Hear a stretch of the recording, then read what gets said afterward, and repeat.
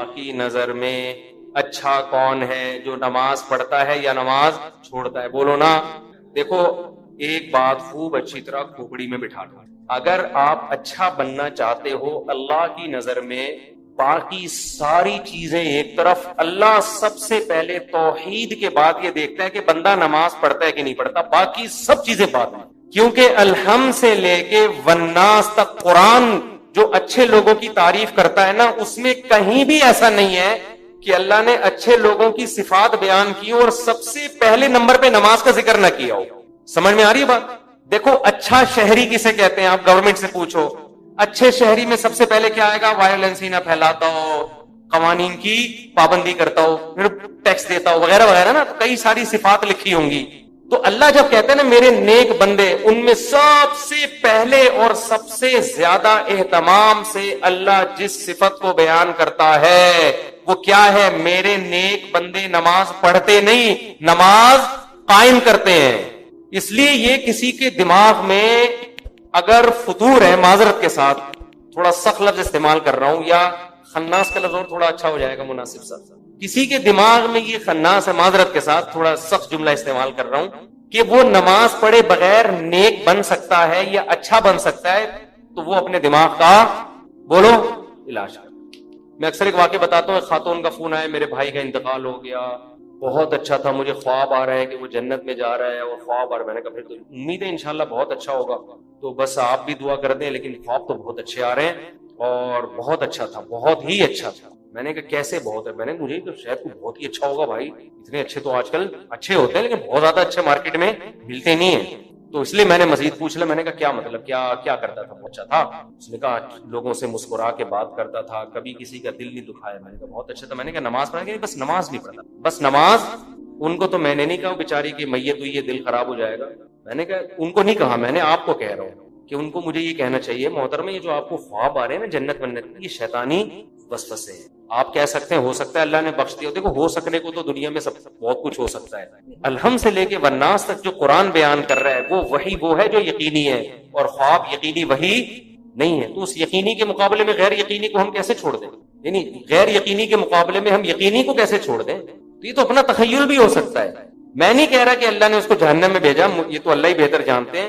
بے نمازی کے لیے اللہ نے قرآن میں کہیں بھی رحمت کا، مغفرت کا تذکرہ بولو نہیں کہ۔ ایک حدیث سنا کے بیان ختم کرتا ہوں۔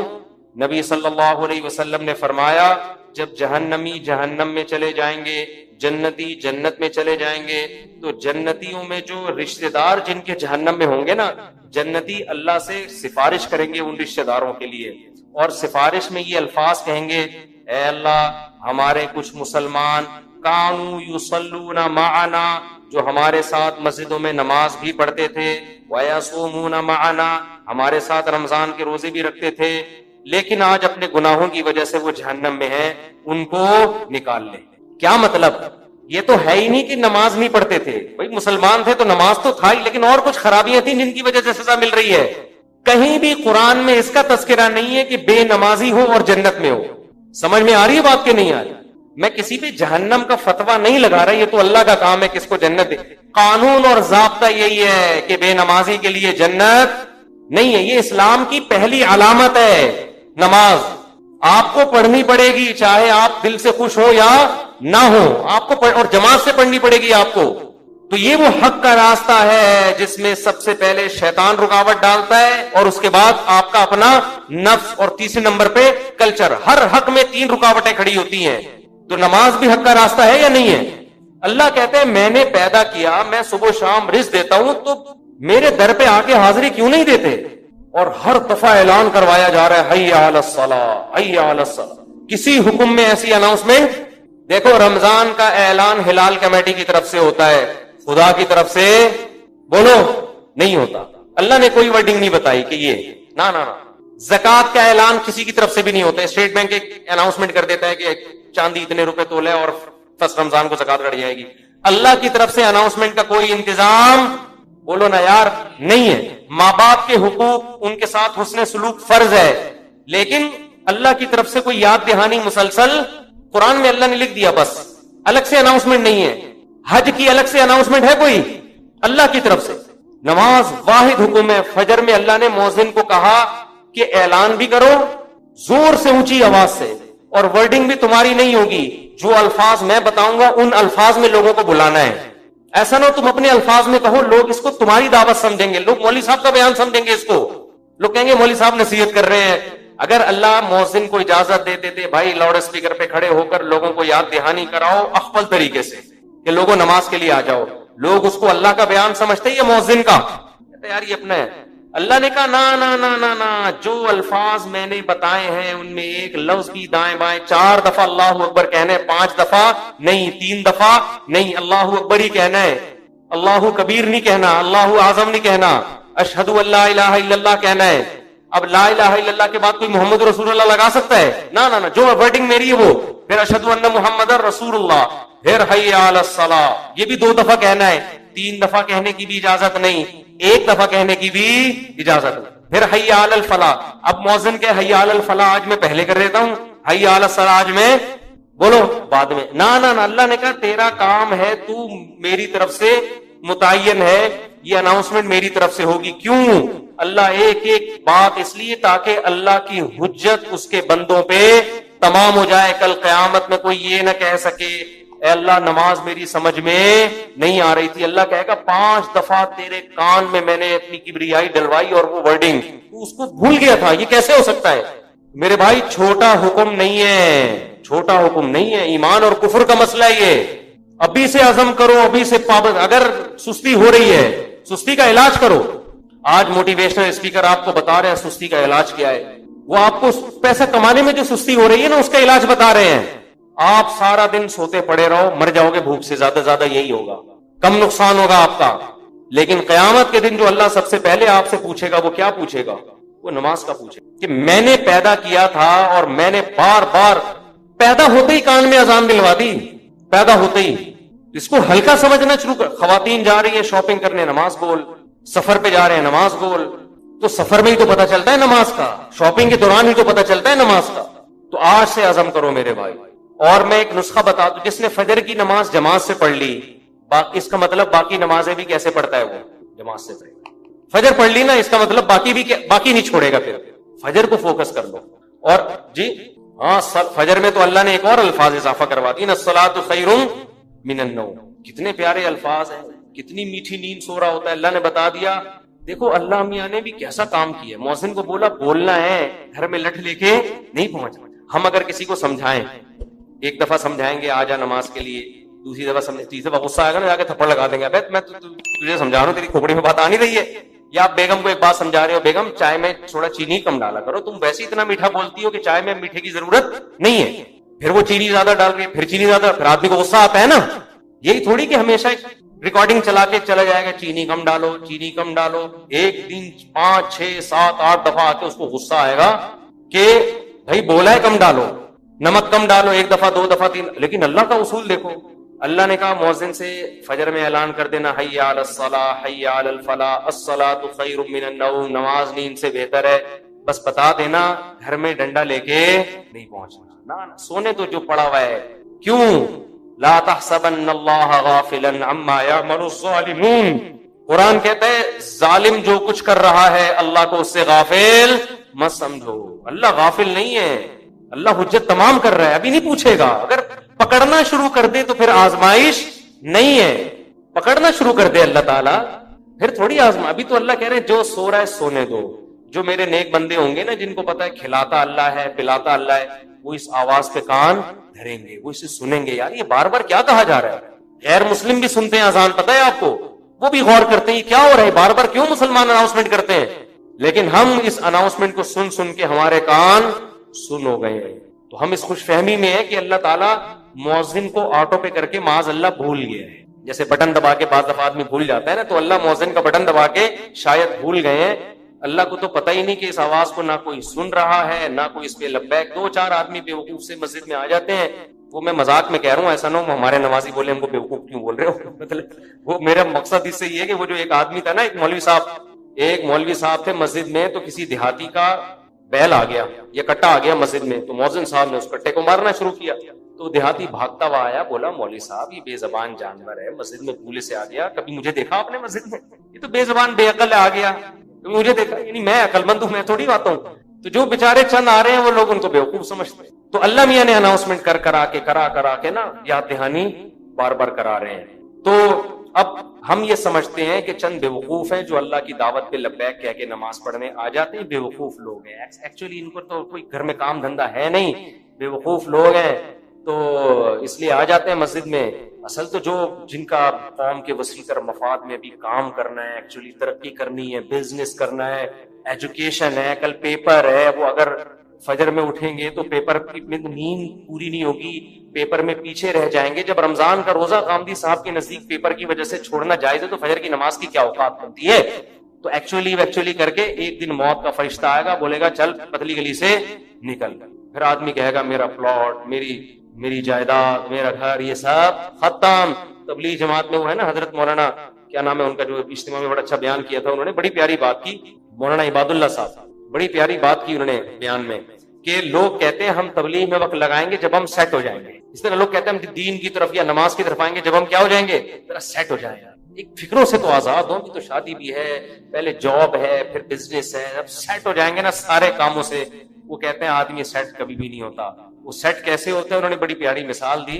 ایسے سیٹ ہوتا ہے کہ وہ کہتا ہے میں سیٹ ہوں گا، ہو نہیں رہا، ایک مسئلے کے بعد دوسرا مسئلہ، دوسرے کے بعد تیسرا مسئلہ، ہوتے ہوتے ایک دن موت کا فرشتہ آتا ہے اور بالآخر اس کو قبر میں اتار دیتا ہے. پھر اس کے رشتہ دار اس کو قبر میں اتارتے ہیں اور دیکھتے ہیں اس کو قبلہ رخ کر کے ذرا صحیح طرح سے لٹاؤ. صحیح طرح سے لٹانے کے بعد پھر کیا کہتے ہیں؟ اب سیٹ ہے. مردے کو کہتے ہیں نا اب یہ کیا ہے، اب سیٹ ہے، مٹی ڈال. اس سے پہلے پتھر نہیں رکھتے قبر میں جب تک مردہ سیٹ. بھائی مردہ ٹیڑھا میڑا قبر میں پڑا ہوگا تو کوئی مٹی ڈالتا ہے؟ پہلے سیٹ کرتے ہیں نا اس کو. تمیز سے سیٹ کرنے کے بعد سب بیک زبان بولتے ہیں گورکن سے اب پتھر رکھ دو. اب کیا ہے؟ اب سیٹ. اب سیٹ ہوا ہے. لیکن اب سیٹ ہونے کا فائدہ بولو. اب نہ تیرے قبر میں اذان کی آواز آئے گی تجھے، نہ کوئی الصلاۃ خیر من النوم سمجھائے گا، اور تیری جائیدادوں کو پیچھے لوگ کرنے والا سمجھ کے اڑ رہے ہوں گے. 2-4 دن یاد کریں گے ہمارے ابا نے ہمارے لیے بحریہ ٹاؤن میں کتنا اچھا پلاٹ بنایا، ہمارے ابا بہت اچھے تھے، کیوں چلے گئے دنیا سے. 3-4 دن کے بعد ویلیاں لگاتے ہوئے پھر رہے ہوں گے آپ کے بچے. کون سے ابا کہاں گئے، کیا ہوا، کوئی نہیں یاد کرے گا میرے بھائی. 4 دن میں سب بھول بھلائیاں. اور اولاد کو دین نہیں سکھایا وہ تو چوتھے دن ہی بھول جاتی ہے. دین سکھایا تو کم از کم موت تک دعاؤں میں یاد رکھ رہے ہوتے ہیں. تو اس لیے انسان کا بچہ وہی ہے میرے بھائی جو انگریزوں سے دھوکے میں نہ ہو، یہ لبرل لوگوں سے دھوکے میں نہ ہو. ایک موٹیویشنل اسپیکر کی میں تقریر سن رہا تھا ابھی. کبھی کبھار میں سنتا نہیں ان کی تقریریں، کلپ سامنے آ جاتے ہیں نا، شارٹ کلپ آج کل 1-1, 2-2 منٹ کے آ رہے ہیں. تو میرے سامنے کلپ آ گیا، اس نے تقریر میں کہا کہ خدا جو ہے نا، خدا یہ ہمارا بلیو ہے، یہ کوئی ریئلٹی نہیں ہے. ریئلٹی وہ ہوتی ہے جو سائنس ثابت کرے. سائنس تو خدا کو ثابت نہیں کرتی. تو ریئلٹی پہ چلو، اپنے بلیف پہ مت چلو. میں نے کہا یہ اس کے جوابات تو میں پھر کبھی بعد میں دوں گا. یہ فضول بکواس جو کی ہے کیا مطلب ہے اس کا، اس میں کتنی سقم ہے، کتنی عیب ہے اس تقریر میں. لیکن میں نے کہا مرے گا تو یہ سارا تیرا جو تکبر ہے نا، جس نے بنایا ہے وہ پوچھے گا کہ تیرا بلیف مجھ پہ تھا کیوں نہیں. تو سائنسدانوں کو تو مانتا ہے، بنی ہوئی چیزوں کو دیکھ کر کہتا ہے کسی سائنٹسٹ نے یا کسی میکینک نے بنائی ہے، اور وہ میکینک خود بخود کیسے بن گیا. تو یہ ریئلٹی ہے جس پہ ہمارا بلیو ہے، یہ ہوائی باتوں پہ بلیو نہیں ہے. یہ گراؤنڈ ریئلٹی ہے خدا کا وجود، جس پہ ہم کیا کرتے ہیں؟ بلیو رکھتے ہیں. یہ بلیو اور ریئلٹی دو الگ الگ چیزوں کے نام بولو نہیں ہے. تو خیر تکبر بہت ہے. آج تھوڑے سے انگلش کے 2-4 الفاظ آ جائیں، 2-4 آپ کو کچھ تھوڑا سا بولنا آ جائے تو انسان اپنی اوقات بھول جاتا ہے. اس لیے قبرستان میں جا کے دیکھا کرو کیسے مردے پڑے ہوئے. ہم نے بھی مرنا ہے، جواب دینے اللہ ہم سے اپنے بارے میں سب سے پہلے پوچھے گا اللہ تعالیٰ ہمیں. اور آخری بات دیکھو، اگر نماز کبھی چھوٹ جائے نا جماعت سے، اپنے اوپر جرمانہ رکھو، سزا دو اپنے آپ کو. ایسے اپنے آپ کو ڈھیلا نہ چھوڑ دو کہ عزم کرتے میں پڑھوں گا پھر چھوٹ جاتی ہے. کچھ سزا تو دو اپنے آپ کو. فجر جس دن چھوٹ جائے ناشتہ گول، ناشتہ نہیں. حضرت حکیم اختر صاحب رحمہ اللہ فرمایا کرتے تھے جس کی فجر چھوٹ جائے وہ کس منہ سے ناشتہ کرتا ہے، اس کو تو غیرت آنی چاہیے. تو یہ پراٹھے اور کباب کھا رہا ہے، جس خدا نے تجھے دیے ہیں اس نے تو تجھ سے صرف اتنا سا معاوضہ مانگا تھا کہ فجر میں حاضری دے دے. اب کس نعمتیں تو پھوڑ رہا ہے مزے سے بیٹھ کے. تھوڑا سا اللہ کا حق ہے وہ ادا کرنے کے لیے تیار نہیں ہے، تو کچھ تو سزا دو میرے بھائی. وہ آیتوں میں اللہ نے کیا فرمایا؟ الا المصلین. اللہ فرماتے ہیں کہ جو لوگ ڈپریشن کا شکار ہو جاتے ہیں، جلد بازی میں فیصلے جلد بازی میں کرتے ہیں، ان میں تدبر نہیں ہے، غور و فکر نہیں ہے، تو لیکن کچھ علامتیں اپنے اندر پیدا کر لو تو تمہارے اندر سے جلبازی، جس جلبازی کے نتیجے میں ڈپریشن ہوتی ہے، خودکشی کے خیالات آتے ہیں، یعنی زندگی سکون کی گزرے گی تمہاری، اس کے لیے چند کام کرنے پڑیں گے۔ نمبر 1، نماز کی مکمل پابندی۔ آپ یقین کر لو جتنا ڈپریشن سے نماز بچاتی ہے نا، کوئی چیز نہیں بچاتی۔ اسٹریس اور ڈپریشن کی 20 گولیاں ایک طرف، جس کا نماز میں دل لگ گیا نا، بس اس کی زندگی مزے کی بن جاتی ہے۔ اور نماز میں دل نہ لگ رہا ہو نا، کئی رکعتیں پڑھو ہمت کر کے، اصول بنا لو، جس کام میں دل نہیں لگتا نا وہ کام کرنا شروع کر دو، دل لگے گا، اور پھر ڈبل لگنا شروع ہو جاتا ہے۔ میں بہت سی مثالیں دیتا ہوں نا، دوڑا نہیں جاتا چلنا شروع کرو، چلا نہیں جاتا ہلکا ہلکا چلو، اپنے نفس پہ بوجھ ڈالو۔ دیکھو یہ ٹینشن سے بچنا ایسی چیز ہے، جو ٹینشن سے دور بھاگتا ہے نا، ٹینشن اس کے پیچھے آتی ہے، اور جو ٹینشنیں پالتا ہے وہ ہمیشہ ٹینشن فری زندگی گزارتا ہے۔ وہ ٹینشن ہے جو جائز ٹینشن ہے، جو صحت کے لیے مفید ٹینشن ہے، ان کی بات کر رہا ہوں میں۔ تو جو لوگ آپ نے دیکھا ہوگا محنتی ہوتے ہیں، سارا دن کام کاج میں مشغول رہتے ہیں، وہ خوش ہوتے ہیں، ہے یا نہیں؟ گھروں میں جو دو طرح کی خواتین ہوتی ہیں، ایک پھوڑ، نہ کام نہ کاج، کچن گندا پڑا ہوا ہے، واش روم پیمپر بچے کے اتارے یوں پھینک دیے۔ آپ دیکھنا ان خواتین کی طبیعت میں چڑچڑاپن بہت ہوتا ہے، جھنجھلانا، ذرا سے کوئی نصیحت کرو آگے سے جھنجھلا کے جواب لیں، ہر وقت ایسا لگتا ہے وہ توے پہ بیٹھی ہوئی ہے، خود بھی ٹینشن اور دوسرے کو بھی ٹینشن۔ لیکن آپ نے دیکھا گھروں میں جو خواتین بہت محنتی ہوتی ہیں، بچوں کی کیئر، شوہر کی مرضی کا خیال، گھر کو صاف ستھرا رکھنا ہر وقت، وہ خوش ہوتی ہیں۔ مردوں میں بھی ایسا ہی ہے، جتنے لڑکے آپ کے پوستی ہیں گھر کے اندر پڑے ہوئے کچھ نہیں کر رہے، ایسا لگے گا جیسے وہ توے پہ بیٹھے ہوئے ہیں۔ باپ کوئی نصیحت کرتا ہے ایک دم کیا ہو جاتے ہیں، وہ ہائپر ہو جاتے ہیں۔ آپ لوگوں نے خود بھی نوٹ کی ہے نا یہ بات۔ وجہ کیا ہے کہ جو آدمی کام کاج کی ٹینشن نہیں لیتا نا، تو اللہ اس کو اسٹریس میں ڈال دیتے ہیں۔ جو محنت کے کام نہیں کرتا اسٹریس میں ڈال دیتے ہیں اس کو، ہر وقت ٹینشن ہے، چڑچڑاپن پیدا ہوتا ہے۔ اور جو محنتی ہوتے ہیں، صبح اٹھے ٹھک ٹھک ٹھک اپنے کام نمٹائے۔ میں اپنا بتا دوں، جس دن میں کوئی ٹاسک پوری کرتا ہوں کہ مجھے خیال ہوتا ہے آج میں نے یہ کام نمٹانا ہے، تو وہ نمٹا دیتا ہوں، خدا کی قسم ایسا سکون ملتا ہے نا کہ بیان نہیں کیا جا سکتا۔ وہ آپ بھی کر کے دیکھ لو، آپ ایک اسکیجول بناؤ کہ آج دن میں نے یہ سارے کام کرنے اور مغرب تک میں ان کاموں سے فارغ ہو جاؤں گا۔ دیکھو آپ کام کرنے کے بعد جب فراغت ہوگی آپ کو ایسا سکون ملے گا کہ آپ کو سکون کے لیے کسی ٹیبلٹ کی ضرورت نہیں رہے گی۔ تو آج کل ڈپریشن اور اسٹریس کی جو بیماریاں پھیل رہی ہیں، اس کی ایک بہت بڑی وجہ بیکاری۔ بس ہر آدمی چاہتا ہے میں لائف کو انجوائے کروں، یوں کر کے بیٹھا رہوں، انجوائے کروں، پھر ٹک ٹاک دیکھتا رہے گا اور گھماتا رہے گا، دیکھ یہ والا دیکھ لیا، یہ والا دیکھ لیا، ہوتے لاشعوری طور پر وہ آپ کے دماغ کو اندر سے ڈیمیج کر رہا ہے، آپ کو پتا بھی نہیں ہوتا۔ اس میں سیاسی خبریں آ رہی ہیں، کوئی دوسرے کو گالی، وہ اس کو گالی، وہ فلانا ایسا، وہ ڈمکانا ایسا، کارٹون بنا کے سیاسی لیڈروں کے مذاق۔ آپ کو پتا نہیں ہوتا کہ یہ چیز آہستہ آہستہ آپ کے دماغ کو کیا کر رہی ہے، ہلکا ہلکا ڈیمیج۔ تو نماز انسان کے نا کا شیڈول بنا دیتی ہے۔ ہم نے جتنے بڑے لوگوں کو دیکھا ہے وہ کیا کر رہے ہوتے ہیں، وہ اپنے ٹائمنگ کیسے فکس کرتے ہیں۔ کافر کیسے کرتا ہے، 8 بجے یہ کرنا ہے، 9 بجے یہ، 10 بجے یہ، شام 4 بجے یہ۔ نمازی کیا کرتا ہے، فجر کے بعد کی یہ روٹین، فجر سے پہلے کی یہ روٹین، ظہر کے بعد کی، بولو نا یار، یہ روٹین، عصر کے بعد کی یہ روٹین، عصر سے پہلے کی یہ روٹین، مغرب کے بعد کی۔ اور یہ جو نمازوں کے ٹائم ہے نا، کمال کی بات پتہ ہے کیا ہے، یہ نیچرل ہے، گھڑی نیچرل نہیں ہے۔ نہیں آئی بات؟ سورج جب نکلتا اور غروب ہوتا ہے نا، تو فطری طور پر انسان کی باڈی کے اندر تبدیلیاں آ رہی ہوتی ہیں، فطری طور پر۔ تو اسلام چونکہ دین فطرت ہے نا، تو اس نے اوقات بھی کیسے رکھے ہیں، نیچر کے حساب سے رکھے ہیں۔ تو نمازوں کے حساب سے اپنے آپ کو فٹ کرو گے، زیادہ سکون رہے گا، کیونکہ دن کی روشنی میں انسان کا مزاج الگ طریقے سے کام کر رہا ہوتا ہے، رات کے اندھیرے میں الگ طریقے سے ہوتا ہے۔ تو اللہ نے کیا فرمایا کہ الا المصلین الذین هم علی صلاتهم دائمون، یہ لوگ نمازوں میں پابندی کرتے ہیں۔ تو آج سے عزم کرو کسی قیمت پہ بھی نماز انشاءاللہ ضائع نہیں کریں گے۔ اور سب سے زیادہ سکون اللہ نے فجر کی نماز میں رکھا ہے۔ تھوڑی سی ٹینشن ہے بھائی، اٹھا لو، لیکن پڑھ کے جب سلام پھیرو گے نا، آپ کو لگے گا یار آج تو ہٹو بچو ہو گیا۔ ہمارے ایک دوست تھے، نمازی تھے لیکن اڑاتے بھی بہت تھے نمازیں نا۔ اب وہ بہت پرانی بات ہے، 15-20 سال پرانی بات، بالکل ینگ تھے تو نائٹ فال بھی ہو جاتا ہے جوان آدمی کو. ایک دن کیا ہوا، میں نے ان کو بولا بھائی آپ کو سفر میں حضر میں کہیں بھی ہونا، آپ نے غسل کر کے نماز پڑھنی ہے. وہ جاب کرتے تھے کسی کمپنی میں، انہوں نے کہا یار ادھر کہاں میں رات کو سوؤں اور نائٹ فال ہو جائے، کون غسل کرے گا، کیا ہے بھائی بڑی ٹینشن ہے یار. میں نے کہا یہ عزم کر لو کچھ بھی ہو آپ نے غسل کر کے نماز بولو پڑھنا، کچھ بھی ہو جائے. پانی کا انتظام کیسے کرنا یہ آپ کا ہیڈک ہے، کرنا ہے. تو اللہ انہیں جزائے خیر دے، انہوں نے ہماری وصیت پر عمل کیا. ایک دن پھر انہوں نے بتایا کہ سردیاں تھیں، غسل فرض ہو گیا، صبح پریشان ہوں کہاں سے پانی لے کر آیا، کہیں جنگل منگل میں ہو گیا، کوئی پروجیکٹ ہوتا ہے نا، پانی لایا اور پھر کس طریقے سے میں نے بڑی ٹینشن میں سردی میں غسل کیا. کہتے ہیں خدا کی قسم اس کے بعد جو نماز پڑھی ہے، ان کے الفاظ ہیں اتنا لطف اور اتنا مزہ آیا کہ اب میں آگے کہہ رہا ہوں ہٹو بچوں ہو گیا. یہ ہٹو بچوں ان کے نہیں تھے، یہ میرے الفاظ. اتنا مزہ آیا. تو انسان ٹینشن اٹھا کے جو کام کرتا ہے لطف اور مزہ بولو اسی میں ہے. چھٹی والے دن جب مزہ آتا ہے جب ورکنگ ڈیز کے بعد چھٹی آئے. روزانہ ہی اگر چھٹیاں ہوں تو مزہ آئے گا. ابے دیکھو سنڈے کو لوگوں کی چھٹی ہوتی ہے، ہم لوگ مدرسے میں تو جمعے کو ہوتی ہے. سنڈے کی چھٹی کا مزہ جب ہے جب منڈے کی چھٹی نہ ہو اور ٹیوزڈے کی بھی نہ ہو، وینسڈے کی بھی نہ ہو، تھرسڈے کی بھی نہ ہو، فرائیڈے کی بھی نہ ہو، تب جا کے سنڈے کی چھٹی کا مزہ آتا ہے.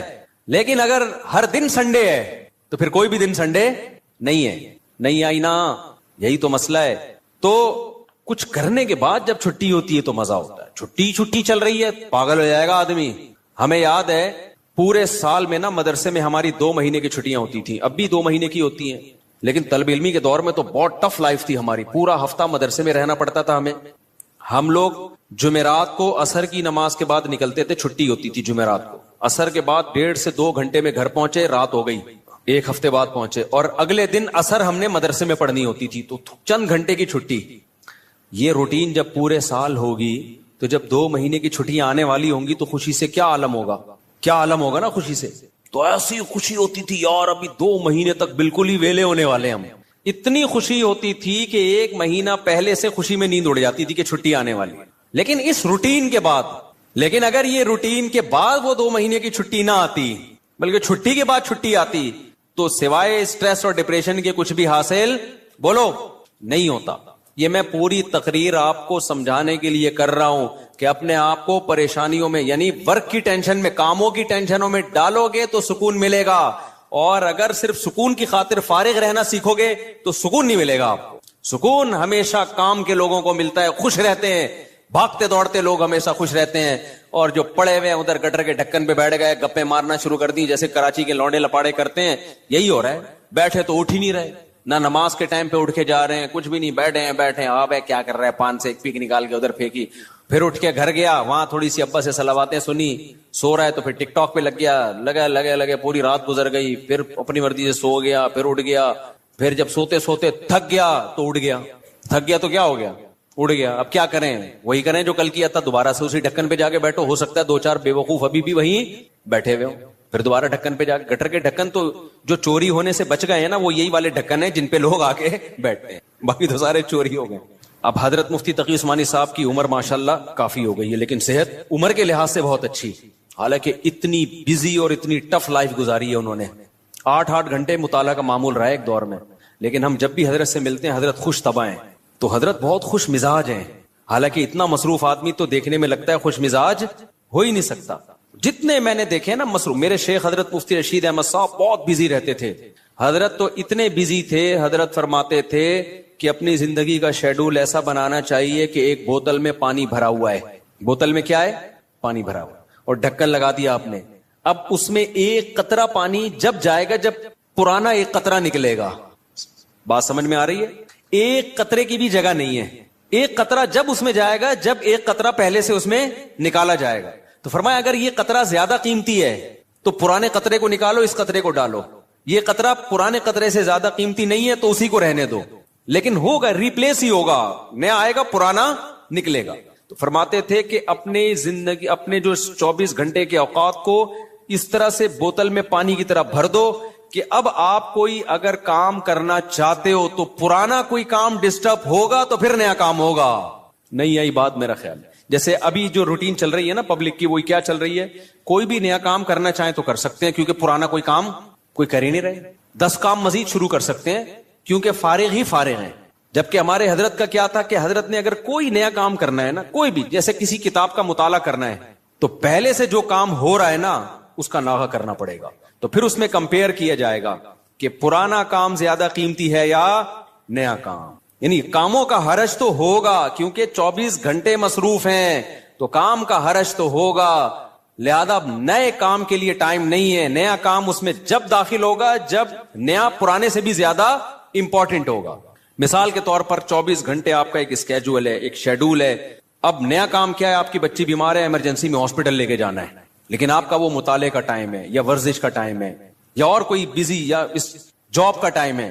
تو اب آپ کیا کرو گے بھائی, نقصان تو ہوگا, آفس کا ناغہ ہوگا, ناغہ تو ہوگا, لیکن اب یہ کام ان تمام کاموں سے زیادہ اہم. بچی کی جان تو بچانی ہے نا, یا اپنی جان ہو یا بچی کی جان ہو. تو اس طرح سے ہونا چاہیے. آپ کہہ سکتے ہیں لو بھائی یہ تو زندگی کا مزہ ہی کرکرا ہو جائے گا, 24 گھنٹے اپنے آپ کو ایسا بزی بنا کے رکھو, یہ تو انسان نہیں, یہ تو گدھا ہو گیا نا. میں سمجھا پا رہا ہوں اپنی بات جو میں بیان کر رہا ہوں, مجھے لگ رہا ہے آپ کے چہروں سے ایسا لگ رہا ہے کہ شاید میں سمجھا نہیں پا رہا. بھائی آپ کہیں گے کہ ہمیں اپنے آپ کو خوش رہنے کے لیے, شریعت پہ چلنے کے لیے 24 گھنٹے ہمیں اپنے آپ کو کیا رکھنا ہے, بزی رکھنا ہے. تو یہ تو انسان نہیں, یہ کیا ہو گیا بھائی, گدھا. تو گٹر کا ڈھکن کہاں گیا اس میں, تو زندگی کے مزہ ہی کرکرے ہو گئے. تو دیکھو 24 گھنٹے بزی رکھنے کا مطلب یہ نہیں ہے کہ مطالعے میں, پڑھائی میں اور ہر وقت ایسے کاموں میں جس سے تھکاوٹ ہی ہو, بلکہ اس میں تفریح بھی, وہ بھی ضروری کاموں میں داخل ہے. دوستوں سے کبھی کبھار بیٹھ کے گپ شپ بھی ان ضروری کاموں میں, کیونکہ دماغ کو فریش رکھنے کے لیے ضروری ہے کہ کبھی کبھار گٹر کے ڈھکن پہ جا کے بیٹھا کرے, تھوڑا ابے تبے کے ماحول میں دوست احباب سے بات چیت کر لیا کرے, تھوڑا سا ریلیکس رہے گا اور سوسائٹی میں ان رہے گا.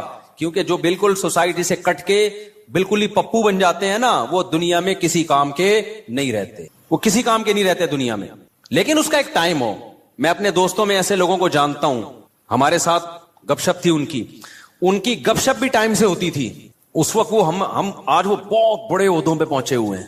بھی چند دن پہلے ایک کا فون بھی آیا, کیا آپ وہی طارق مسعود ہو جو ہمارے ساتھ کھیلا کرتے تھے, گپ شپ تھی. میں نے کہا ہاں. میں نے کہا آج کل کیا وہ بہت بڑا آفیسر بن چکا ہے, وہ نام نہیں بتاؤں گا میں, بہت بڑی فلم بن گیا بھائی وہ.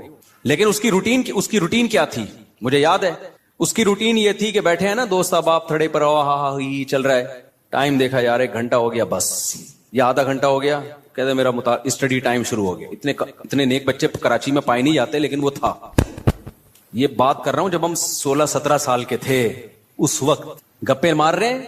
ایسے بھی نہیں ہے کہ گپ شپ ہی نہ ہو دوستوں کے ساتھ, یہ بھی نہیں ہے. اور یہ بھی نہیں ہے کہ بیٹھے ہیں تو بیٹھے ہی ہیں, نا نا نا نا. اس نے ٹائم ایک بنایا ہوا تھا, گھر کا ماحول ایسا تھا نا. تو اب آ کے بیٹھے, ابھی گپ شپ شروع کر دیا, اور بھائی ہاں ہو ہی باتیں, کرکٹ ہم ساتھ کھیلا کرتے تھے, کرکٹ کی باتیں چل رہی ہیں, گپ شپ ہو رہی ہے. یار میرا اسٹڈی ٹائم شروع ہو رہا ہے, میں جا رہا ہوں. ہم کہتے تھے یار عجیب انسان ہے بھائی, اتنا نیک آدمی. تو یہ ہے کہ یہ نہیں کہ آپ نے دوستوں کی محفلیں بالکل چھوڑ دی, گپ شپ بالکل چھوڑ دی, کھیل کود بالکل چھوڑ دیا, لیکن اس کو بھی اپنے شیڈول کا حصہ بنانا ہے. اس کو بھی جتنا ٹائم بنتا ہے اتنا دینا ہے.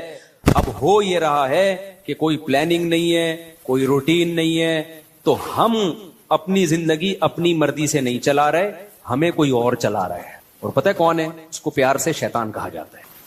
ہمیں کون چلا رہا ہے؟ شیطان بتاتا ہے اب اڑ جا, کیونکہ سو کے اب تو تھک گیا ہے. تو ہم کہتے ہیں چلو بھائی اب اڑ جاتے ہیں. شیطان بتاتا ہے کہ دوبارہ سو جا. اتوار کو لوگ کیا کرتے ہیں چھٹی والے دن, 12 بجے سو کے اٹھیں گے, اس کے بعد حلوہ پوری, وہ نہیں رش ہوتا, اتنا بھاری بھرکم ناشتہ کریں گے کہ آدھے گھنٹے بعد دوبارہ سے غنودگی شروع. لہذا دوبارہ شیطان کیا کہتا ہے, اب دوبارہ کیا بنتا ہے, سونا بنتا ہے. دوبارہ سو گئے, تو سارا دن سوئے, ساری رات سوئے. تو میرے بھائی خوش رہنا چاہتے ہو نا, تو اپنی روٹین بناؤ اور روٹین کو اپنے تابع رکھو, نہ یہ کہ آپ شیطان کے تابع بن جاؤ. بار بار میں ایک مثال دیتا ہوں, گھوڑے کی لگام اگر آپ کے ہاتھ میں ہوگی تو گھوڑا آپ کی مرضی سے سفر کرے گا. ابھی ہو یہ رہا ہے کہ ہم نے اپنی لگام گھوڑے کے ہاتھ میں پکڑا دی ہے, گھوڑا ہمیں بتاتا ہے کہ تو نے کدھر جانا ہے. بڑے لوگوں کی ایک بڑی زبردست بات ہے کہ اگر آپ کی زندگی گزارنے کی اپنی کوئی پلاننگ نہیں ہوگی تو آپ کسی دوسرے کی پلاننگ کا حصہ بن جاؤ. دیکھو یہ چرسی ہیروئنچی ہے نا, ان کی اپنی کوئی پلاننگ نہیں ہوتی زندگی گزارنے کی, یہ ہوتی ہے. اگر انہوں نے پلاننگ سے اوقات طے کیے ہوتے کہ ہم نے یہ کرنا ہے, صبح اٹھ کے یہ کرنا ہے, دوپہر یہ کرنا ہے, شام کو یہ کرنا ہے, اپنی پلاننگ ہوتی تو چرس پیتے ہی ہے. کیا ہو گیا بھائی بتو نا, نہیں پیتے نا. اپنی کوئی پلاننگ نہیں تھی, ایم ہی اٹھ کے ایک دن نکلے, ایک دوست نے چرس پکڑائی. تو اب یہ کس کی پلاننگ کا حصہ بن گئے؟ چرس اور ہیروئن کے جو اسمگلر ہے نا, ان کی پلاننگ تھی ہم نے پیسہ کمانا ہے, تو وہ کروڑ پتی بن گئے کیونکہ ان کی کوئی پلاننگ نہیں تھی. تو یہ لوگ ان کی پلاننگ کا حصہ بن کے انہوں نے اپنا بیڑا غرق کر دیا, ان کو ارب پتی بنا دیا. ہر دفعہ ایسا ہی ہوتا ہے.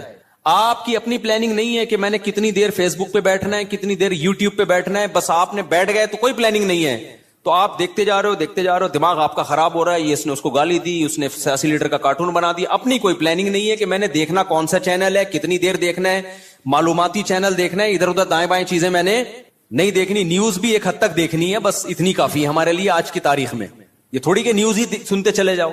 کیا تحقیق کرنی ہے آج میں نے؟ اگر نہیں ہے نا تو آپ دیکھتے چلے جاؤ گے. اور جو یوٹیوبرز یا فیس بکیے یا ٹک ٹاکرز ہیں, ان کی پلاننگ تھی کہ ہم نے ویوز بڑھا کے پیسہ کمانا ہے, تو آپ جیسے بے وقوف ان کی پلاننگ کا حصہ, آپ کا نقصان, اور وہ کروڑ پتی بن رہے ہیں. نہیں آئی بات؟ میرا خیال ہے دیکھو یوٹیوبرز ویورز کے لیے کیا کرتے ہیں. فلانے مولوی نے, مفتی طارق مسعود نے آج انجینئر کے پرخچے اڑا دیے, حالانکہ میں نے کہیں نہیں ایسے اڑائے ہوتے. وہ ایک دم وہ لگائے گا نا ایک وہ تھمبنیل پہ, ابے تمہیں کیا کرنا ہے پرخچے اڑائے کہ نہیں اڑائے؟ تمہیں کسی مسئلے کی تحقیق کرنی ہے, کسی خاص مسئلے کی, تو تم اس مسئلے کو دیکھو. یار مفتی طارق مسعود نے اس مسئلے, طلاق کے مسئلے کی تحقیق کرنی ہے یا اور کوئی مسئلہ, یار اس پہ میں سرچ کر رہا ہوں, مجھے ضرورت ہے, یا یہ کاروبار حلال ہے یا نہیں ہے, میں ڈراپ شپنگ کرتا ہوں, اب ڈراپ شپنگ ہے حلال, چلو مفتی طارق مسعود ڈراپ شپنگ لکھ کے سرچ کرو. یہ آپ کی پلاننگ ہوگی, اس میں آپ کو فائدہ ہوگا. لیکن ہو کیا رہا ہے, یوٹیوبر اٹریکٹ کرنے کے لیے تھمبنیل پہ عنوان لگائے گا, مفتی طارق مسعود دوبارہ جہلم. کل ایسا ہی ہوا, میرے سامنے آتا ہے, میں نہیں دیکھتا کہ یار میں, حالانکہ میں دیکھ سکتا ہوں نا کہ کیا کہا ہے بھائی اس نے. کل ایک میرے سامنے سے ویڈیو گزری, اس پہ لکھا مفتی طارق مسعود دوبارہ جہلم پہنچ گئے. میں کراچی میں بیٹھ کے دیکھ رہا ہوں, میرا بھی دل چاہ رہا تھا نا میں کلک کروں, کیا خیال ہے یار میرے بارے میں جھوٹ کیوں بولا, کیا بولا, لیکن میں نہیں کیا کلک. میں نے کہا وہ بے وقوف ہے, ہم تھوڑی بے وقوف ہیں بھائی, ہمیں پتا ہے جھوٹ ہے. جھوٹ آگے ہو سکتا ہے اندر جو مضمون ہو وہ یہ ہو کہ جانا چاہ رہے تھے لیکن نہیں گئے, ہو سکتا ہے یہ لکھا ہوا اس نے, یہ لکھا ہوا ہو, لیکن سچ لکھا ہے, جھوٹ لکھا ہے, میں کیا کروں گا, میرا تو ٹائم ویسٹ ہوگا نا, میں کام کی چیز دیکھوں نا. لیکن میں نے ویوز دیکھے, پبلک کا رجحان دیکھنے کے لیے کہ پتہ نہیں کتنے ویوز آئے ہوئے تھے اس پہ, اور جا کے لے کے کمنٹس میں گالیاں دی ہوں گی لوگوں نے کہ بھائی کیا کر رہا ہے, جھوٹ کیوں بول رہا ہے. لیکن آپ کی جب اپنی کوئی پلاننگ نہیں ہوتی تو آپ دوسروں کی پلاننگ کا حصہ بن جاتے. اب یوٹیوبر کی پلاننگ تھی ویورز کے ذریعے پیسے کمانے, اس کو پتا ہے ایسا عنوان لگائیں گے تو دھڑ ویوز آئیں گے, آپ کا ٹائم ویسٹ ہو رہا ہے. آپ نے جب دیکھا پہنچے تو ہیں نہیں, ٹھیک ہے نا, ایسی جھوٹ بولا ہوا اس نے, اس کے پیسے بن رہے ہیں اور آپ کا ٹائم ویسٹ, اور آپ ڈپریشن میں, پھر زبان گندی کر کے گالیاں کمنٹس میں الگ. تو ان تمام چیزوں کا آپ کو کچھ بھی حاصل نہیں ہوا, اس لیے کہ آپ کی پہلے سے کوئی پلاننگ تھی نہیں کہ کیا چیز دیکھنے کی ہے اور کیا چیز دیکھنے کی نہیں. آپ کی تھی نہیں, بس آپ نے جا کے. تو اصول یاد رکھو, آپ کی اپنا لائف اسٹائل نہیں ہوگا تو آپ ہمیشہ دوسرے کے لائف کا حصہ بن جاؤ, اس کی ترقی کا حصہ بن جاؤ گے. کیونکہ دیکھو شیطان ہر وقت پلاننگ میں لگا ہوا ہے. یا تو ہوتا نا شیطان بھی پلاننگ نہ کر رہا ہوتا, ہم بھی پلاننگ نہ کرتے, تو نہ ہمیں کوئی نقصان ہوتا, نہ شیطان کو کوئی فائدہ ہوتا, نہ ہمیں فائدہ ہوتا نہ نقصان ہوتا. لیکن ہو یہ رہا ہے کہ ہم اگر پلاننگ نہیں کرتے تو ہماری پلاننگ کون کر دیتا ہے؟ شیطان. اس نے بنا کے بیٹھا ہوتا ہے, فارغ ترین آدمی ہے تو اس کو بھی اس کام میں لگاؤ, ٹھیک ہے نا. تو یہ بہت اہم بات ہے. تو اپنے جو لائف اسٹائل کو چینج کریں, ان میں اس کی معمولات کی ابتدا کہاں سے ہوگی؟ نماز سے. سمجھتے ہوگے نہیں سمجھتے؟ ابتدا کہاں سے ہوگی یار؟ سب سے پہلے کیا کرنا ہے؟ نماز ٹھیک کرنی. اب شیطان دوسرا حملہ کرے گا آپ کے اوپر, کیونکہ شیطان سے بڑی فلم اس کائنات میں پیدا نہیں ہوئی ہے. شیطان کہے گا ٹھیک ہے پہلے نماز تو شروع کر لے, پھر باقی چیزیں چرس بعد میں چھوڑ دینا. اور یہ جو گٹر کے ڈھکن پر پوری رات بیٹھا رہتا ہے, یا انٹرنیٹ پر 6 گھنٹے بیٹھا رہتا ہے, ہر وقت ٹک ٹاک پہ بیٹھا رہتا ہے, یہ اگلے اسٹیپ میں. پہلے نماز, تو نہ نماز صحیح ہوگی نہ اگلا اسٹیپ شروع ہوگا. یہ ایسا ہی ہے جیسے ہم کہتے تھے ہفتے کے دن سے ہم پڑھائی شروع کریں گے, 1 جنوری اگلے سال کی 1 جنوری سے. وہ 1 جنوری کبھی آتی ہے یا 1 محرم کبھی آتا ہے؟ وہ کبھی بھی نہیں آئے گا. جب جنوری آئے گی نا, آپ بولو کہ اسلامی سال سے کروں نا, 1 محرم سے کروں گا, میں مسلمان ہوں, میں انگریز تھوڑی ہوں. نہ وہ 1 محرم کبھی آئے گا نہ وہ 1 جنوری. حافظوں کو نا پہلا پارا بہت پکا یاد ہوتا ہے, پتہ ہے کیوں؟ حافظوں کو جوش اٹھتا ہے, یار کچا ہوتا جا رہا ہے, اب دوبارہ سے یاد کرو. تو پہلے پارے سے شروع کرتے ہیں, اس کے بعد جوش ٹھنڈا ہو جاتا ہے, پھر بھولنا شروع کر دیتے ہیں, پھر ناغے کرتے ہیں, پھر کئی دنوں کے بعد خیال ہوتا ہے یار قرآن بھولتا جا رہا ہوں، دوبارہ شروع کرو، پھر پہلا پارا، تو پہلا پکا ہو جاتا ہے، باقی سارا ایسے کہ ایسے ہی رہتا ہے۔ تو اس لیے پلاننگ میں یہ ہو کہ سب سے پہلے نماز کو مضبوط کرنا ہے، لیکن یہ نہ ہو کہ جب تک نماز ٹھیک نہیں ہوگی باقی چیزیں ٹھیک نہیں ہیں، سب چیزوں کو ایک ساتھ ٹھیک کرنا ہے، سمجھ رہے ہو؟ جس نے یہ کیا نا پہلے یہ پھر وہ، تو نہ یہ ہوگا اور نہ وہ ہوگا۔ اور ہر کام میں ایکسیلنسی پیدا کرنے کی کوشش تو کرنا ہے، لیکن اگر نہ ہو تو اس کام کو چھوڑنا نہیں ہے، گرتے پڑتے کرنا ہے۔ آپ نے نیت کر لی، جیسے نمازی بننا چاہتے ہو نا تو نیت کرنی پڑے گی میں 40 دن تکبیر اولیٰ سے نماز پڑھوں گا، ایک نماز بھی میں 40 دن تک تکبیر اولیٰ سے نہیں چھوڑوں گا، یہ ہے ایکسیلنسی۔ لیکن اب کیا ہوگا، 2-4 دن کے بعد تھوڑا جوش ہلکا ہوا، ایک دن تکبیر تحریمہ کا ناغہ ہو گیا، تکبیر اولیٰ کا ناغہ ہو گیا، یہ نماز کا ناغہ ہو گیا، شیطان کہے گا تیرے بس کا نہیں ہے، اب نہیں ہو سکتا۔ شیطان سے بولو میں نے ریکارڈ تو بنانا ہی نہیں ہے بھائی، ہو گیا نا دوبارہ سے شروع کر دوں میں، کیا خیال ہے؟ کیونکہ یہ انسان کے ساتھ ہوتا ہے، بہت مشکل ہے بھائی بالکل ایک دم سے ایکوریٹ ہو جانا، گرتے پڑتے ہی لوگ اللہ کی طرف جاتے ہیں۔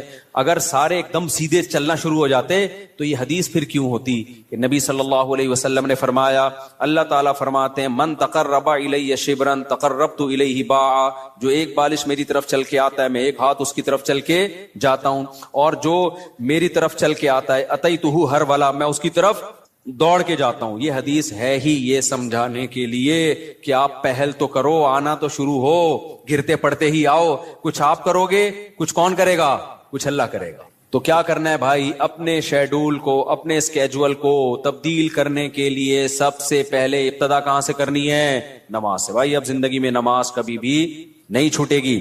اب نماز میں اپنے آپ کو پابند کرنے کے لیے چند چیزیں ہیں۔ سب سے پہلا کام کیا کرنا ہے، ایک دم سے قضائے عمری شروع نہ کرو، زیادہ بوجھ ہو جائے گا۔ قضائے عمری تو پڑھنا لازم ہے، لیکن پہلے تھوڑا سا اپنے آپ کو ادا نمازوں کا عادی بنا لو، 40 دن تو بناؤ نا کم از کم عادی، پھر اس کے بعد قضائے عمری شروع کرو۔ ایک دم سے زیادہ بوجھ آ گیا تو نہ ادھر کے رہو گے نہ ادھر کے رہو گے۔ ایک دم سے نا ایک دم امام مہدی بننے کی کوشش کرتے ہیں لوگ، ایسے ایک دم صوفی بنے گا جا رہا ہے، قضائے عمری بھی چل رہی ہے ساتھ ساتھ، آج لگتا ہے کہ بس یہ کہاں پہنچ گیا ہے، وہ بخار ہوتا ہے چند دنوں میں وہ کافور ہو جاتا ہے، اڑ جاتا ہے وہ۔ تو نماز کا عادی بنانے کے لیے کرنا کیا ہے، اپنے اوپر کوئی جرمانہ رکھنا ہے، سزا رکھنی۔ بھائی مجھ سے اگر فجر کی نماز چھوٹ گئی تو اس دن ناشتہ بولو نہیں کرو، ناشتہ اسی دن ہوگا جس دن فجر کی نماز ہوگی، سزا دو اپنے آپ کو۔ حکیم اختر صاحب رحمہ اللہ تعالی فرمایا کرتے تھے یہ کتنی بڑی بے غیرتی ہے کہ اللہ نے کہا تھا نماز پڑھو فجر کی، آپ اللہ کا حکم آپ سے اتنا سا پورا نہیں ہوا اور صبح پراٹھے کھانے کے لیے ناشتے پہ بیٹھ جاتے۔ کتنی بڑی بغیرتی ہے نا کہ اللہ کی نعمتوں سے تو پھوڑنے کے لیے آ جاتے ہیں، بس جو اللہ نے کام لگایا وہ ہو نہیں رہا۔ تو غیرت کا تقاضا بھی ہے، فجر گئی تو ناشتہ بھی گیا، اے اللہ اب ہمارے منہ سے تو نوالا اترے گا نہیں۔ کتنا مزہ آتا ہے صبح ناشتہ کرنے میں نا، آپ کو نہیں آتا، مجھے تو بہت آتا ہے۔ خیر کتنا لطف ملتا ہے جب بھوک لگ رہی ہو اور انسان مزے کا ناشتہ کرے۔ تو یہ اللہ ہم سے کام بہت کم لیتا ہے، نعمتیں ہمیں بہت زیادہ دیتا ہے، اور اس فجر پڑھنے میں بھی ہمارا ہی فائدہ ہے، سکون ہمیں ہی مل رہا ہے، صحت بھی اچھی ہوتی ہے، جلدی اٹھنے میں آکسیجن ملتی ہے۔ اور صبح کی جو دھوپ ہے نا، یہ جو ٹھنڈی دھوپ ہوتی ہے صبح کی، سرخ دھوپ، یہ وائٹامن ڈی بہت تیزی سے بڑھاتی ہے باڈی میں لگی۔ دھوپ ویسے بھی وٹامن ڈی بڑھاتی ہے چاہے دوپہر کی دھوپ ہی ہو، لیکن جب سورج سرخ ہوتا ہے یہ والی دھوپ بہت زیادہ آپ کی باڈی کو مضبوط کرتی ہے، ہڈیوں کو مضبوط کرتی ہے، تو ہمارا ہی فائدہ اس میں۔ تو اپنے آپ کو نماز کا پابند بنانے کے لیے کیا کرنا ہے بھائی، فجر چھوٹ گئی ناشتہ گیا، ظہر چھوٹ گئی تو کچھ پیسے رکھ لو، ہر آدمی اپنے حساب سے پیسے رکھے کہ اتنے پیسے میں۔ اب میں یہ نہیں کہوں گا کہ ظہر چھوٹ گئی تو لنچ بھی گیا، کیونکہ سزا اتنی دے انسان جتنی ایفورڈ کر پائے، ورنہ ہوگا یہ کہ آپ نہ سزا پہ عمل کرو گے نہ نماز۔ بہت زیادہ سزا دینا بھی ٹھیک نہیں ہے۔ اب مثال کے طور پر آپ نے کہا کہ فجر گئی تو میں اپنی گردن ہی اڑا دوں گا، تو کون اڑائے گا بھائی؟ خام خب وہ بات کرو نا جو پاسبل ہے۔ یا فجر ہو گئی تو اپنے آپ کو سگریٹ، فجر گئی تو سگریٹ سے جلاؤں گا اپنے آپ کو، تو سزا اتنی جو ایفورڈ، یا فجر گئی تو 10 لاکھ روپے صدقہ کروں گا، ایسا نہیں ہوتا، نہ 10 لاکھ صدقہ کرے گا بھائی، اتنا نیک ہوتا تو پڑھ ہی نہ لیتا۔ تو سزا اتنی ہونی چاہیے جو اتنی ہلکی بھی نہ ہو کہ کوئی تکلیف ہی نہ ہو، اور اتنی بھاری بھی نہ ہو کہ سزا ہی نہ دی جا سکے، وہ ہر آدمی خود فیصلہ کرے اپنے بارے میں۔ تو اور نبی صلی اللہ علیہ وسلم نے ارشاد فرمایا، دیکھو اسلام میں جتنی فضیلت نماز کی ہے کسی حکم کی اتنی فضیلت نہیں ہے۔ آپ صلی اللہ علیہ وسلم نے فرمایا دیکھو قیامت کے دن جب اللہ کا دربار لگے گا، ہم دنیا میں جب کوئی بڑی مجلس ہوتی ہے تو ایسی محفل میں جہاں کوئی حاکم وزیر اعظم آیا ہوا ہو، ہر ایک کی کوشش ہوتی ہے آگے. ڈاکٹر ذاکر نائک کا جب پروگرام، کتنے لوگ یار ہمیں آگے سیٹ مل جائے، ہمیں آگے سیٹ مل جائے. تو یہ تو کچھ بھی نہیں ہے بھائی. اصل تو وہ دربار ہوگا جو اللہ کا لگے گا قیامت کے دن. تو اس میں جس کو آگے سیٹ ملے گی نا، حقیقت میں وہ واقعی فخر کرے گا.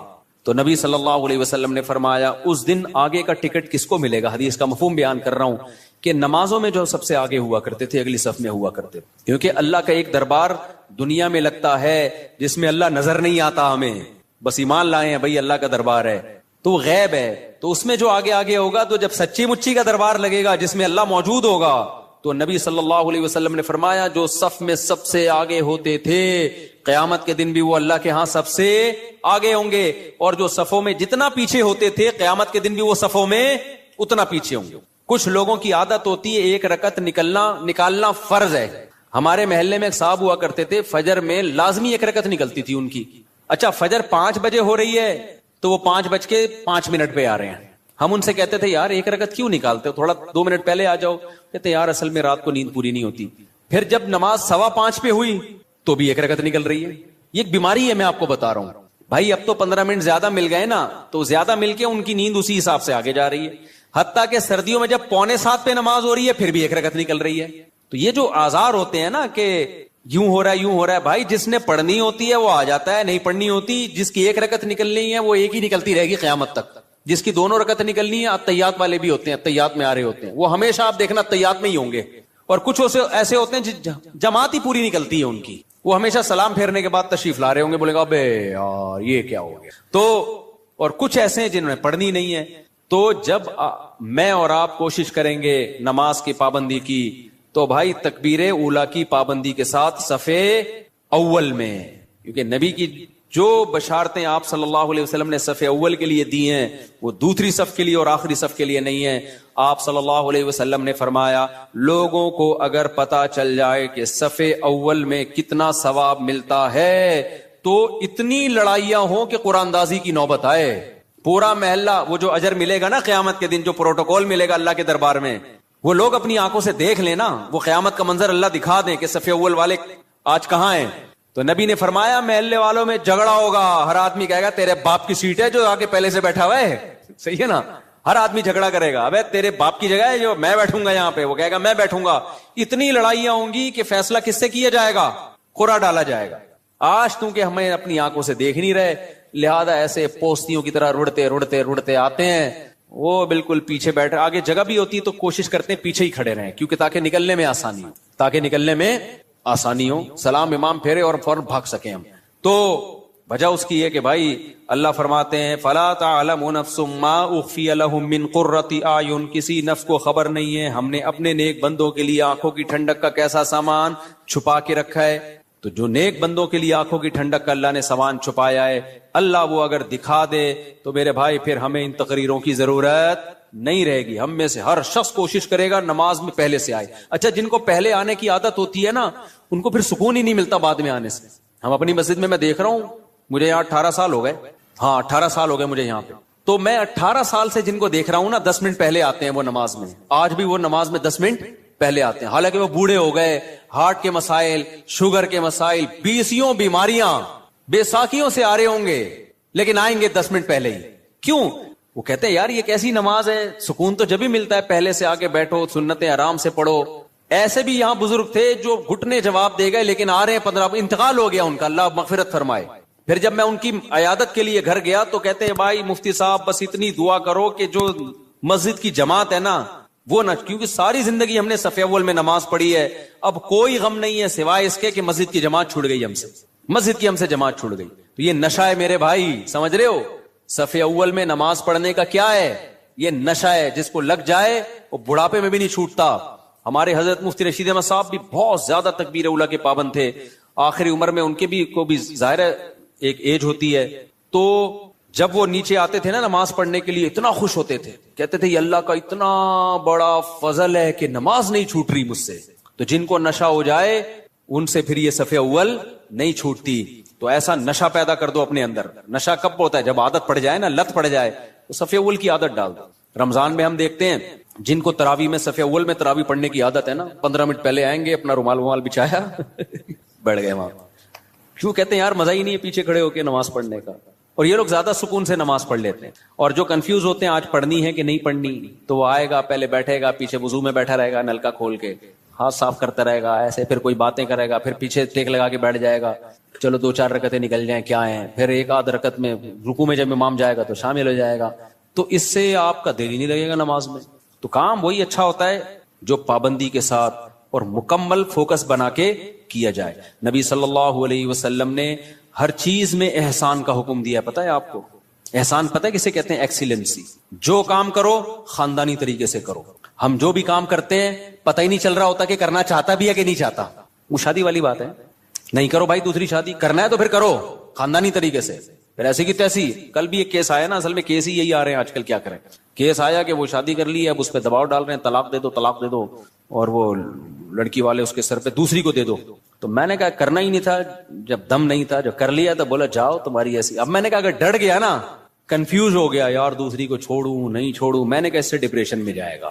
کام تو کر لیا, اب بول بھائی میرے ٹکڑے کر دو, مجھے بم سے اڑا دو. میں نے کہا اس میں سکون ملے گا.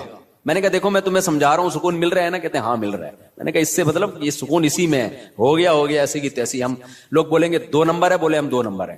لوگ بولیں گے برا آدمی, بولے ہم ہیں. ہم کم نے کب کام, بہت نیک آدمی ہے. تو جو بھی کام ایکسیلنسی کے ساتھ ہوتا ہے. صحابہ کرام جب نماز پڑھا کرتے تھے کتنے خشوع و خضوع سے پڑھا کرتے تھے, تبھی نمازوں میں ان کو مزہ آتا تھا. ہم نماز پڑھ رہے ہوتے ہیں, مسجد کی طرف آ رہے ہوتے ہیں ایسے جیسے قبر سے مردے کو اکھاڑا جا رہا ہے, بستر سے ایسے اٹھتے ہیں. مسجد میں ایسے آتے ہیں جیسے پولیس جیل کی طرف لے کے جا رہی ہے. پھر وہاں بیٹھے ہوتے ہیں بار بار, کبھی یوں کر کے دیکھ رہے ہیں, کبھی پیچھے مڑ مڑ کے امام کو دیکھ رہے ہیں کہ آ کیوں نہیں رہا. بھائی تمیز سے منہ نیچے کرے بیٹھ جاؤ, 30 سیکنڈ لیٹ ہو جائے گی نا نماز زیادہ سے زیادہ.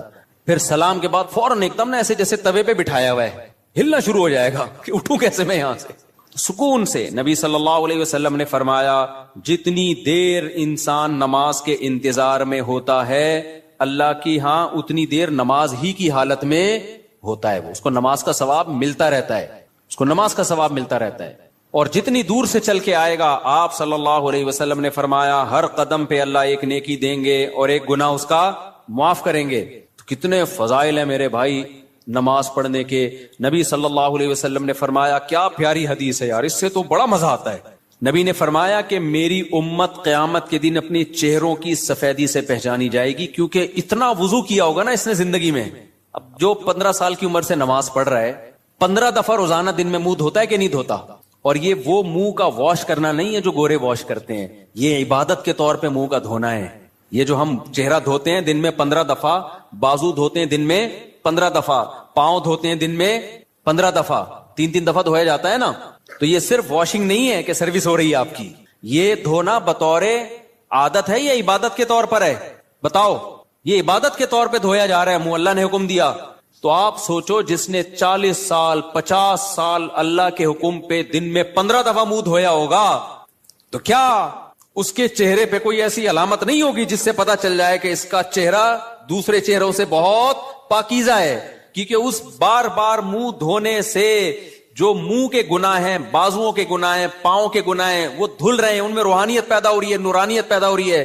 یہ نورانیت دنیا کی آنکھوں سے نظر نہیں آتی, لیکن یہ نورانیت قیامت کے دن اللہ ایسی آنکھیں دے دیں گے جس سے لوگوں کو یہ نورانیت نظر آنا شروع ہو جائے گی. غرم محجلین.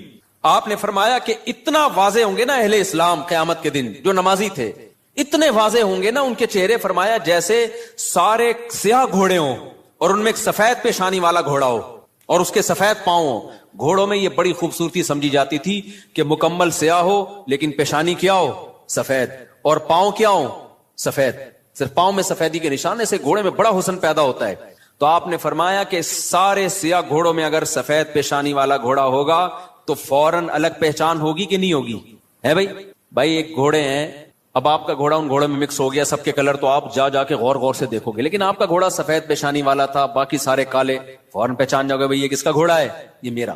تو نبی نے فرمایا میں اپنے امتیوں کو پہچاننے میں کوئی کنفیوژن نہیں ہوگی, کیونکہ وضو کی کثرت کی وجہ سے سب کے چہرے نورانی ہوں گے, سفید ہوں گے, سب کے بازو کیا ہوں گے؟ نورانی اور سفید. جتنا ایریا وضو میں کور ہوتا ہے نا سارا سفید ہوگا. سفید کا مطلب نور نکل رہا ہوگا اس سے, نورانی چہرے ہوں گے. تو یہ ہلکی چیز نہیں ہے بھائی نماز کا قائم کرنا.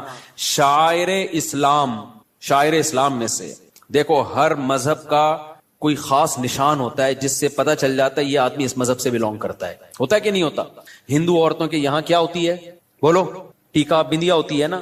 تو جس عورت کی ہوتی ہے ہمیں فوراً پتہ چل جاتا ہے یہ کیا ہے بھائی. منہ سے بولنے پر گورنمنٹ نے پابندی لگائی ہے تو ٹھیک ہے بھائی. جس خاتون کے یہاں ٹیکا ہوتا ہے 99% چانس ہوتا ہے کہ یہ کیا ہے, ہندو ہے, ہندوؤں کا کلچر ہے. یہاں سلیب لٹکا ہوا ہے تو فوراً پتہ چل جاتا ہے بھائی یہ کیا ہے, یہ عیسائی ہے. خاص علامات ہوتی ہیں ان کی. اور اسی طرح یہودیوں کی ایک خاص کیپ ہوتی ہے, اتنی سی کیپ یہاں رکھی ہوئی ہوتی ہے. ماشاءاللہ داڑیاں تو ایک اچھا کام کرتے ہیں, بڑی داڑھی رکھتے ہیں, چھوٹی سی یہاں کیپ ہوگی. خاص ڈریس ہوتا ہے ان کا. پہلے تو ہمیں یہودی کہیں نظر ہی نہیں آئے تھے کراچی میں. اب دنیا میں ٹریولنگ ہوتی ہے تو بہت سارے, میں بعض دفعہ دم کروانے جانے لگا تھا, میں نے کچھ لگ رہا ہے بخاری کے کوئی استاذ بیٹھے ہوئے. اتنے داڑھی کی وجہ سے ویسے چہرہ تو نورانی ہو ہی جاتا ہے, اتنی بڑی بڑی داڑھی. امریکہ میں اور کینیڈا میں تو جاپان میں بھی میں نے دیکھے. تو میں سمجھا کہ کوئی بخاری پڑھانے والے مدرسے کے استاذ ہیں. میں نے کہا جا کے دم کراتا ہوں. انہوں نے کہا رکھ کے چماڑ لگے گا, دم نہیں کرا بھائی, یہ یہودی. تو ہانگ کانگ میں دیکھے ہم نے اتنی بڑی بڑی